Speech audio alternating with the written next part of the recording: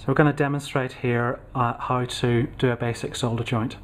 So we've got my solder station set up. I've got a solder board here, which is just to protect the table from any blobs of molten solder which might come off. So it's a protection of the surfaces.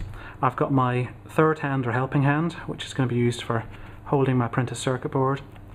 I've got my soldering iron stand with the soldering iron, and the sponge, which is damp. So it's a damp sponge, not a wet sponge, damp, and that's important. And I've got some solder here. And when you're choosing solder, you've got a choice of leaded or a lead alloy or a lead-free.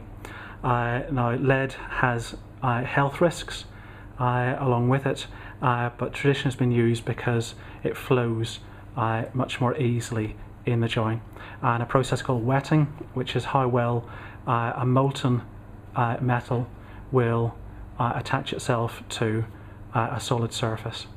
So the first thing we're going to do, we're going to solder in a resistor. So we've got our resistor here. Now, resistors have a value, but it doesn't matter which way around in the circuit they go. The value is measured by the colour bands. This one is a 10K, 10,000 ohms. So the first thing we need to do is we need to preform it. So we're going to grip the resistor, and we're just going to bend the legs so they're at right angles, like so. So we've preformed our resistor here. Now, because this is a bought-in printed circuit board, it's been silk screened with the components and values in position. So we've got a 10K position just here. We're going to insert that from the component side with the silk screen. Okay, we're going to press that right down against the board, and we're just going to bend out the legs slightly. So at the same time, just holding the resistor at flat in. We're bending the legs out so it doesn't drop back down again. So we're going to hold it firmly in the third hand. Now we come to our soldering iron. And the soldering iron at the moment, the tip is quite grey. That's because we've got an oxidized layer that's built up. So the soldering iron is switched on. It's been on for about 5 minutes.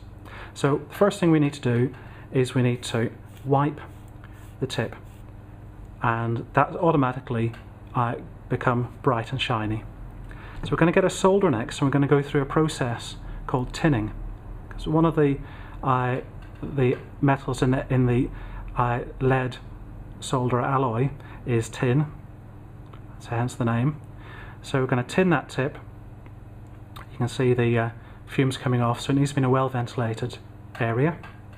Then we're going to wipe that again. We don't want to be keeping the solder on the tip, and we need to do that quite quickly. So the tinning process, there's flux, which is another chemical in the solder which cleans away any grease.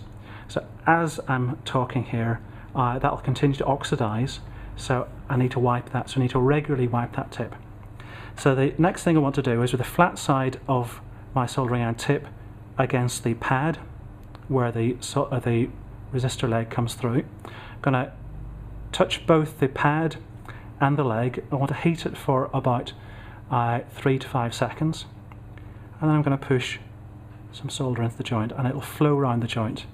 And we want an ideal solder joint. It should flow evenly all the way around the joint. It should be circular, and when you look at it from the side, it should be volcano shaped. That sort of classic cone shape that's curving up, and that's a good joint. So I'm going to wipe my tip again. I'll just tin that tip as well again, just to make sure it's clean. If it's not clean, that heating process and the wetting process won't work as well, so you won't get a good flow. If the tip's not clean, the soldering iron tip won't get as hot, so the solder won't flow as effectively. There we go. Oop.